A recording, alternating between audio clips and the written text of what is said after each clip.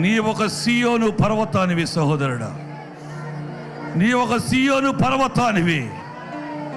కొంతమంది కంటికి నువ్వు ఆనకపోవచ్చు, కొంతమంది కంటికి నువ్వు కనిపించకపోవచ్చు, కానీ ఈరోజు ఒక పర్వతం వలె నా దేవుడు నిన్ను చేయబోతున్నాడు.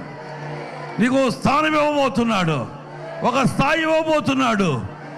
ఎగోసిన యొక్క ఏలుబడిలో ఉన్న యొక్క ఆ పరిస్థితుల నుండి దేవుడు దావీదును పంపినట్లుగా, అది దావీదు యొక్క పురము, అది దావీదు యొక్క పట్టణము. నా దేవుడు నిన్ను అలాగా చేయబోతున్నాడు.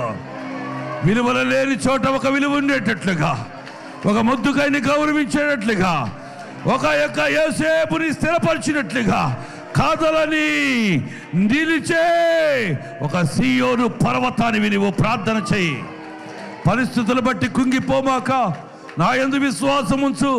నేను నీ యొక్క కార్యాలు నేను చేయబోతున్నాను. నీవు పెట్టుకున్న ఆశలు, నువ్వు పెట్టుకున్న యొక్క ఆలోచనలు ఎన్నటికీ కూడా వృధా కాదు మిత్రమా. నా దేవుడు నీకు చేయబోతున్న యొక్క కార్యము నీకు కనపరచబోతున్నాడు. ఇది ఫిబ్రవరి నెల 22/26. ఈ మాట జ్ఞాపకార్థముగా ఉంచుకో. దేవుడు నిన్ను అలాగా చేయబోతున్నాడు.